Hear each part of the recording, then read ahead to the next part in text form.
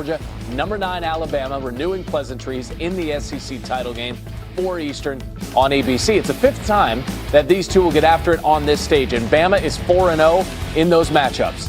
As a matter of fact, the Tide 7-1 against the Dogs ever since Kirby Smart took over in Athens. Our man Harry Douglas, this is a home game for Harry Douglas. He's all over this Georgia-Alabama matchup. Harry, the matchup that you cannot wait to watch within this game is what?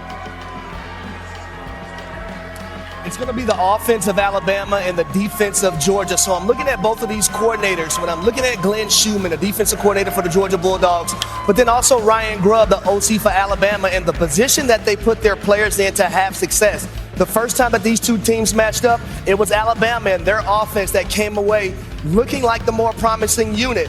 13 for 19 on third downs, 9 for 9 on third downs in the first half. And for the Georgia Bulldogs, they have to be better in that capacity. Also, from a blitzing standpoint, Georgia blitzed a lot in that ball game. But Ty Simpson and Ryan Grubb, they had a plan for that blitz, and they defeated it all night long.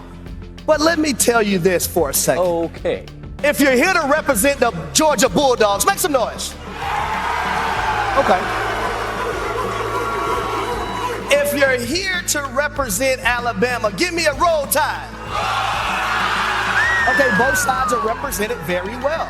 I would say that's pretty evenly split. All right, the Tide fans not going to like this next question, though. Georgia averaging nearly 7 yards per rush in that loss to Alabama earlier this season. How capable are the Tide of containing that Georgia ground game this time around? Well, just like my 6-year-old or my 9-year-old will tell me sometimes, no, Daddy, I don't think it's going to happen. It's because of the running back room of the Georgia Bulldogs. When you look at Nate Frazier and also Chauncey Bowens, those two guys have done a phenomenal job. I like that 1-2 punch. But here's where people are forgetting.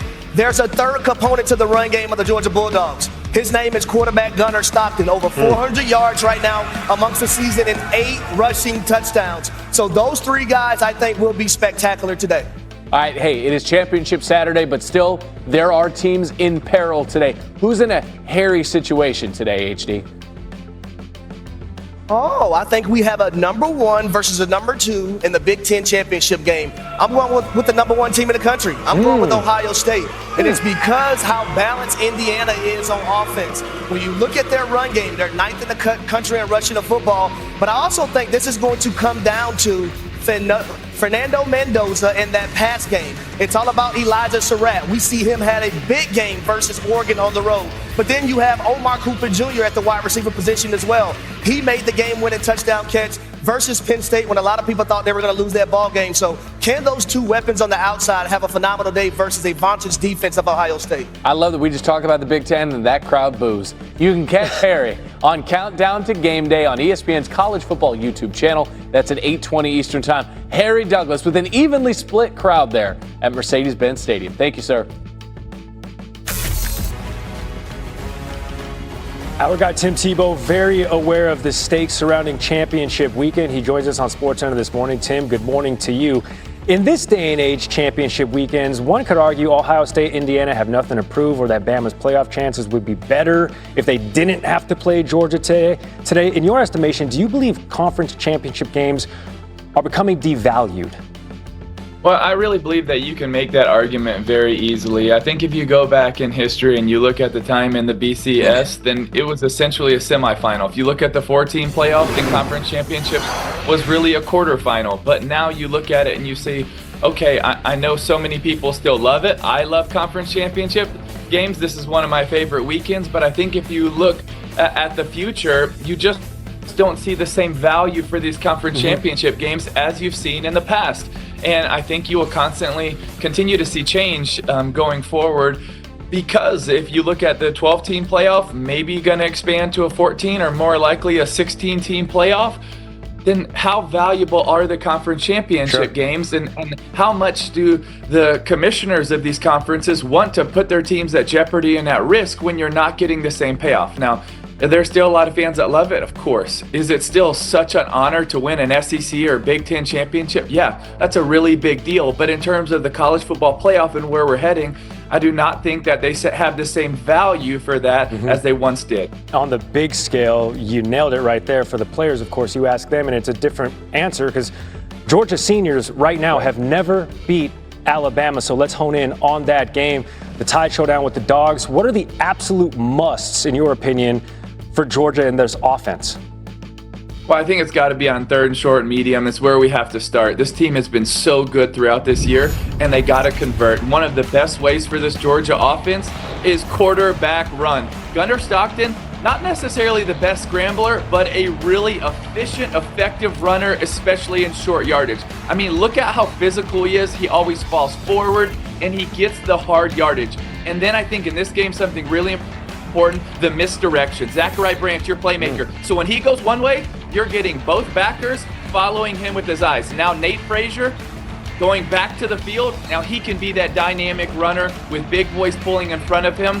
But I think one of the biggest musts for this team, when you get Zachariah Branch one-on-one, you got to give it to him. I love this. They had their back out wide. They realize it's man-to-man blitz zero. Zachariah Branch, give him a quick out. This is easy. That is absolutely stealing. That DB had no chance. That looked like you trying to cover Randy. Well, Randy has me in the height advantage, but I'm absolutely locked in. They call me Vice Grip, actually, back in high school, just the way that I put clamps on. Nobody's ever said that. Well, it was a self-appointed nickname, Tim. I'm going to talk more football. Yeah, with the Tide. How does Georgia contain this Tide offense, Tim? Well, I love how you could barely get that question out, Gary. That was awesome. But I think if you go back to kind of look at what Oklahoma did, they kind of started a blueprint. They started by pressuring, overloading one side and bringing pressure, and then Auburn really copied and did the same. And it started by they would get favorable matchups. You see Crawford, outside linebacker, defensive end on tight end, there's no shot. Are you kidding me? There's no shot. And they blitz with speed. And then I love, here you're going to have man-to-man. The receivers are going to win, but the pressure is going to get home first because you have Ty Simpson, one of the best quarterbacks in the country, but he's not near as good when he's looking at a whole lot of defenders that are hitting him in his face. And I love how fast they green dog by overload aside, and now they're getting pressured. Look at both receivers. They're coming wide open. He just didn't have time, a lot like the Oklahoma game. But even when they're not playing man-to-man and they're in a zone coverage, they were consistently bringing 5 to overload aside, and it gets home, even though the guy that gets home was double teamed. I love what Auburn did. I love what Oklahoma did, and I believe that it's a copycat league, and you will see Georgia do more of this than more of what they did in the first matchup. And then for Georgia, they got to win with their eyes. I love this in a zone coverage, even though they're a man-to-man in the field, they're a bracket in the boundary, and you have your safety with his eyes. And I think that's something that is going to be really, really critical in this game because Ty Simpson, one of the best in the country, but sometimes his eyes are going to that receiver a little soon, and you can't have some safeties coming across to make some plays. Yeah, we've always said Randy sometimes has a bit of a wandering eye. Last question for you, Tim. This is the weekend Heisman moments are made. In terms of quarterbacks, as we talk about Ohio State and Indiana, what will you be watching for from both? Well, I think when you talk about Julian Sayin, they've only been down a couple of times this year, and I think the most is by 3 points early in the game. And so I think if Indiana makes some big plays, he's got to be resilient in this game, and he's got to be able to bounce back because they really haven't been punched, so he's got to be a great counter puncher also in this game. And Fernando Mendoza, I think he's one of the most brilliant quarterbacks in college football. I love the way that he uses his brain, manipulate defenses. But he's also going up against Matt Patricia. And I think this is going to be so incredible matchup. But it's also what's critical in this game. He's got to take a pre-snap look at the defense and a post-snap look. He can't just trust his eyes on the pre-snap because Matt Patricia does an incredible job of changing the look of the pre-snap look into what the post-snap look finally ends up being. But I